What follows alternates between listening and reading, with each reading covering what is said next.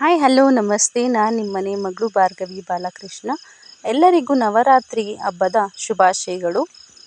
ನಾವು ನವರಾತ್ರಿ ಮೊದಲನೆಯ ದಿನದಂದು ಶೈಲಪುತ್ರಿ ದೇವಿಯನ್ನು ಪೂಜಿಸುವುದು ಹೇಗೆ, ಶೈಲಪುತ್ರಿ ದೇವಿಯ ಪೂಜೆಗೆ ಶುಭ ಮುಹೂರ್ತ, ಮಹತ್ವ, ಮಂತ್ರವನ್ನು ಹಾಗೂ ನೈವೇದ್ಯದ ಬಗ್ಗೆ ತಿಳಿದುಕೊಳ್ಳೋಣ.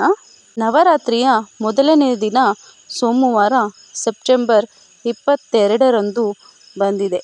ಈ 9 ದಿನಗಳಲ್ಲಿ ಮಾತೃದೇವತೆಯ 9 ರೂಪಗಳನ್ನು ಪೂಜಿಸಲಾಗುತ್ತದೆ. ನವರಾತ್ರಿಯ ಮೊದಲನೇ ದಿನದಂದು ತಾಯಿ ಶೈಲಪುತ್ರಿಗೆ ಅರ್ಪಿತವಾಗಿದೆ. ಮೊದಲನೇ ಸ್ವರೂಪವನ್ನು ಶೈಲಪುತ್ರಿ ಎಂದು ಹೇಳುತ್ತಾರೆ. ಶೈಲಪುತ್ರಿ ದೇವಿಯ ಆರಾಧನೆಯು ನವರಾತ್ರಿ ಮೊದಲ ದಿನದಂದು ಮಾತ್ರವಲ್ಲ, ಪ್ರತಿಯೊಂದು ಸಂದರ್ಭದಲ್ಲೂ ಮುಖ್ಯವಾಗಿ ಮಾಡಬೇಕು. ಈಕೆಯ ಆರಾಧನೆಯು ನಮಗೆ ತಾಳ್ಮೆ, ಧೈರ್ಯ ಮತ್ತು ಶಾಂತಿಯ ಮಾರ್ಗವನ್ನು ತೋರಿಸುತ್ತದೆ.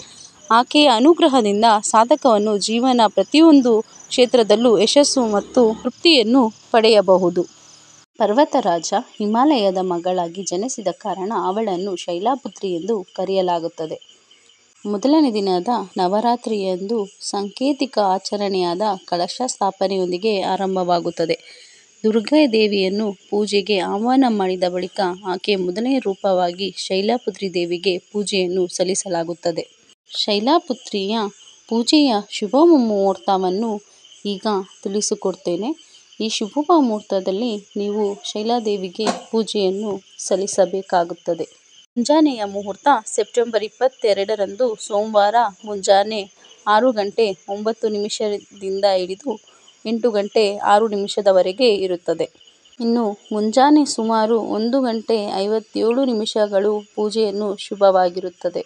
ಮಧ್ಯಾಹ್ನದ ಮುಹೂರ್ತ ಬೆಳಗ್ಗೆ 11:49ದಿಂದ ಹಿಡಿದು 12:38 ಇರುತ್ತದೆ. ಇನ್ನು ನವರಾತ್ರಿಯ ಶೈಲಪುತ್ರಿ ದೇವಿಯ ಕಥೆಯನ್ನು ತಿಳಿದುಕೊಳ್ಳೋಣ ಬನ್ನಿ. ನವದುರ್ಗೆಯರಲ್ಲಿ ಮೊದಲನೆಯ ರೂಪ ಶೈಲಪುತ್ರಿ ದೇವಿಯದು. ಈಕೆಯನ್ನು ಶ್ರದ್ಧಾ, ಶಕ್ತಿ ಮತ್ತು ಭಕ್ತಿಯಿಂದ ಸಾಕಾರವೆಂದು ಪೂಜಿಸಲಾಗುತ್ತದೆ. ಶೈಲಪುತ್ರಿಯ ಹೆಸರು 2 ಸಂಸ್ಕೃತ ಪದಗಳಿಂದ ಬಂದಿದೆ. ಶೈಲ ಎಂದರೆ ಪರ್ವತ ಮತ್ತು ಪುತ್ರಿ ಎಂದರೆ ಮಗಳು. ಹೀಗಾಗಿ ಅವಳನ್ನು ಹಿಮಾಲಯದ ಮಗಳ ಎಂದು ಪೂಜಿಸಲಾಗುತ್ತದೆ. ನಂದಿ ಎಂದು ಬಿಳಿ ಗೂಳಿಯ ಮೇಲೆ ಸವಾರಿ ಮಾಡುವ ಅವಳು ತನ್ನ ಬಲಗೈಯಲ್ಲಿ ತ್ರಿಶೂಲವನ್ನು ಮತ್ತು ಎಡಗೈಯಲ್ಲಿ ಕಮಲವನ್ನು ಹೂವನ್ನು ಹಿಡಿದಿರುತ್ತಾಳೆ. ಇದು ಪ್ರಶಾಂತತೆ ಮತ್ತು ದೈವಿಕ ಶಕ್ತಿಯನ್ನು ಪ್ರತಿನಿಧಿಸುತ್ತದೆ. ಶಿವನು ಅವಳನ್ನು ಮತ್ತೊಮ್ಮೆ ತನ್ನ ಸಂಗಾತಿಯಾಗಿ ಸ್ವೀಕರಿಸಿದ್ದಾರೆ. ಚಿಕ್ಕ ವಯಸ್ಸಿನಿಂದಲೂ ಶೈಲಪುತ್ರಿ ಧ್ಯಾನ ಮತ್ತು ತಪಸ್ಸಿನತ್ತ ಆಕರ್ಷಿತಳಾಗಿದ್ದಳು. ಅಚಲ ಭಕ್ತಿಯಿಂದ ಶಿವನ ಮರಳಿ ಗೆಲ್ಲಲು ಅವಳು ಕಠಿಣ ತಪಸ್ಸುಗಳನ್ನು ಮಾಡಿದಳು. ಅವಳ ದೃಢ ಸಂಕಲ್ಪ ಮತ್ತು ಪ್ರೀತಿಯಿಂದ ಸಂತೋಷಗೊಂಡ ಶಿವನು ಅವಳನ್ನು ಮತ್ತೊಮ್ಮೆ ತನ್ನ ಸಂಗಾತಿಯಾಗಿ ಸ್ವೀಕರಿಸಿದನು. ಇದು ಸೃಷ್ಟಿ ಮತ್ತು ಸಂರಕ್ಷಣೆಯ ಆರಂಭವನ್ನು ಗುರುತಿಸುತ್ತದೆ. ಶೈಲಪುತ್ರಿ ದೇವಿಯ ಕಥೆಯು ಅಚಲ ಭಕ್ತಿ, ಪ್ರತಿಕೂಲ ಪರಿಸ್ಥಿತಿಯಲ್ಲಿ ತಾಳ್ಮೆ ಮತ್ತು ಕಷ್ಟಗಳ ಮೇಲೆ ನಂಬಿಕೆಯ ವಿಜಯದ ಬಗ್ಗೆ ನಮಗೆ ಪಾಠ ಕಲಿಸುತ್ತದೆ. ಇನ್ನು ಶೈಲಪುತ್ರಿ ದೇವಿ ಪೂಜೆ ವಿಧಾನ ಮತ್ತು ಮಂತ್ರವನ್ನು ತಿಳಿದುಕೊಳ್ಳೋಣ. ನವರಾತ್ರಿ ಮೊದಲ ದಿನದಂದು ಬೆಳಗ್ಗೆ ಬೇಗನೆ ಎದ್ದು ಸ್ನಾನ ಮಾಡಿ ಸ್ವಚ್ಛವಾದ ಬಟ್ಟೆಯನ್ನು ಧರಿಸಿ ನಂತರ ಪೂಜಾ ಸ್ಥಳವನ್ನು ಘಟಸ್ಥಾಪನೆ ಅಂದರೆ ಕಲಶ ಸ್ಥಾಪನೆ ಮಾಡಿ ಶೈಲಪುತ್ರಿ ದೇವಿಯ ವಿಗ್ರಹ ಅಥವಾ ಚಿತ್ರವನ್ನು ಸ್ಥಾಪಿಸಿ ಅವರಿಗೆ ಅರಿಶಿನ, ಕುಂಕುಮ, ಅಕ್ಕಿ, ಧಾನ್ಯಗಳನ್ನು, ಬಿಳಿ ಶ್ರೀಗಂಧವನ್ನು ಇಟ್ಟು ಪೂಜೆಯನ್ನು ಮಾಡಬೇಕಾಗುತ್ತದೆ. ಈ ದೇವಿಗೆ ಶಾಂತಿ ಸ್ವರೂಪವಾದ ಸಂಕೇತ ಇರುವುದರಿಂದ ಬಿಳಿ ಹೂವನ್ನು ಅಥವಾ ಕೆಂಪು ಹೂಗಳನ್ನು ವಿಶೇಷವಾಗಿ ಅರ್ಪಿಸಬಹುದು. ಇನ್ನು ಧೂಪ, ದ್ರವ್ಯ ಮತ್ತು ದೀಪವನ್ನು ಬೆಳಗಿಸಬೇಕು. ದೇವಿ ಪೂಜೆಗಾಗಲಿ ಆಡಂಬರ ಬೇಕಾಗಿಲ್ಲ, ನೀವು ಭಕ್ತಿಯಿಂದ ಮಾಡಿದರೆ ಸಾಕು. ಪೂಜೆಯ ನಂತರ ದೇವಿ ಮಂತ್ರವನ್ನು ಪಠಿಸಬೇಕಾಗುತ್ತದೆ. ಅದನ್ನು ನೀವು 108 ಬಾರಿ ಆದರೂ ಪಠಿಸಬಹುದು. ಮಂತ್ರವನ್ನು ನಾನು ಸ್ಕ್ರೀನ್ ಶಾಟ್ ಮಾಡಿ ಹಾಕಿದ್ದೇನೆ.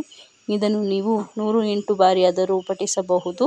ಒಂದೇ ವಚಿತಲಾಭಯ ಮಂತ್ರಾದ್ರಯಕೃತಶೇಖರಂ ವೃಷ್ಟಾರೂಢಂ ಶೂಲಧಾರಂ ಶೈಲಪುತ್ರಿಂ ಯಶಸ್ವಿನಿಂ ಅಥವಾ ಓಂ ದೇವಿ ಶೈಲಪುತ್ರಿಯೇ ನಮಃ ಎಂದು 108 ಬಾರಿಯಾದರೂ ಪಠಿಸಬಹುದು.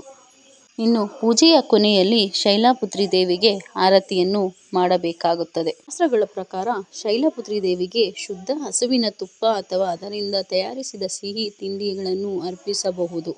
ರವೆಯಿಂದ ಉಂಡೆ ಅಥವಾ ಪಾಯಸ ಅಥವಾ ಕೇಸರಿಬಾತನ್ನು ಮಾಡಿ ದೇವಿಗೆ ನೈವೇದ್ಯವಾಗಿ ಕೊಡಬಹುದು. ಇನ್ನು ಆಗದಿದ್ದರೆ ಒಂದು ಬಾಳೆಹಣ್ಣಿನ ರಸಾಯನವನ್ನಾದರೂ ಮಾಡಿ ದೇವಿಗೆ ಅರ್ಪಿಸಬಹುದು. ಸತಿ ದಾಕ್ಷಾಯಿಣಿ ತನ್ನ ತಂದೆ ಮನೆಗೆ ಹೋದಾಗ ಆಕೆಯ ತಂದೆ ದಾಕ್ಷಾಪತಿ ಶಿವನಿಗೆ ಅವಮಾನಿಸಿದಾಗ ಇರುವ ದುಃಖದಿಂದ ಪತಿವ್ರತೆ ದಾಕ್ಷಾಯಿಣಿ ಯೋಗ್ಯಾಗ್ನಿಯಿಂದ ತನ್ನ ದೇಹವನ್ನು ತ್ಯಾಗ ಮಾಡುತ್ತಾಳೆ.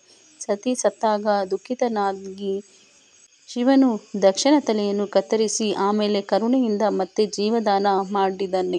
ಆದರೆ ಸುಟ್ಟು ಕರಕಲಾದ ಪತ್ನಿ ದಾಕ್ಷಾಯಿಣಿಯ ದೇಹಕ್ಕೆ ಜೀವದಾನ ನೀಡಲು ಸಾಧ್ಯವಾಗುವುದಿಲ್ಲ. ದೇಹವನ್ನಿಟ್ಟುಕೊಂಡು ಶಿವತಾಂಡವ ಮಾಡುತ್ತಾನೆ. ಆಗ ವಿಷ್ಣು ತನ್ನ ಚಕ್ರದಿಂದ ದೇಹ ಕತ್ತರಿಸಿದಾಗ ದೇಹ ಛಿದ್ರವಾಗಿ ನಾನಾ ಕಡೆ ಹೋಗಿ ಬಿದ್ದು 52 ಶಕ್ತಿಪೀಠಗಳಾದವು ಎಂದು ಕಥೆಯಿದೆ. ಅವರ ಮೌನವನ್ನು ಧಿಕ್ಕರಿಸುವ ಧೈರ್ಯ ಯಾರಿಗೂ ಇರುವುದಿಲ್ಲ. ಆ ಸಮಯದಲ್ಲಿ ತಾರಕಾಸುರ ಎಂಬ ದುಷ್ಟ ಹುಟ್ಟಿಕೊಂಡ. ಅವನು ತಪಸ್ಸು ಮಾಡಿ ಬ್ರಹ್ಮನಿಂದ ವರ ಪಡೆದುಕೊಂಡನು. ವಿರಕ್ತನಾದ ಶಿವನ ಮಗನಿಂದ ನನಗೆ ಮರಣ ಬರಲಿ ಎಂದು ಬುದ್ಧಿವಂತಿಕೆಯಿಂದ ಕೇಳಿಕೊಳ್ಳುತ್ತಾನೆ. ಬ್ರಹ್ಮನು ತಪಸ್ಸು ಎಂದು ವರ ನೀಡುತ್ತಾನೆ. ದೇವಾನುದೇವತೆಗಳು ಜಗನ್ಮಾತೆಯನ್ನು ಪ್ರಾರ್ಥನೆ ಮಾಡುತ್ತಾರೆ. ಆಗ ಪಾರ್ವತಿ ಅವರ ಮನೆಯಲ್ಲಿ ಶೈಲಪುತ್ರಿಯಾಗಿ ಮುದ್ದಾದ ಮಗಳಾಗಿ ಜನಿಸಿ ಬರುತ್ತಾಳೆ. ಶೈಲನ ಮಗಳಾದ ಅವಳಿಗೆ ಶೈಲಜಾ, ಗಿರಿಜಾ ಎಂದು ಹೆಸರು ಬರುತ್ತದೆ. ನವರಾತ್ರಿಯ ಮೊದಲ 3 ದಿನ ಮಹಾಲಕ್ಷ್ಮಿಯನ್ನು ಪೂಜಿಸುವುದು ಎಂದರ್ಥ. ಲಕ್ಷ್ಮಿ ಎಂಬ ಪದಕ್ಕೆ ಹಲವು ಅರ್ಥಗಳಿವೆ. ಲಕ್ಷಣ, ಸೌಂದರ್ಯ, ಪ್ರೇಮ ಮತ್ತು ಪ್ರಕೃತಿಯಲ್ಲೂ ಲಕ್ಷ್ಮಿ ಇರುತ್ತಾಳೆ. ಇದು ಮೊದಲನೇ ದಿನ ಶೈಲಪುತ್ರಿಯ ಕಥೆಯಾಗಿದೆ.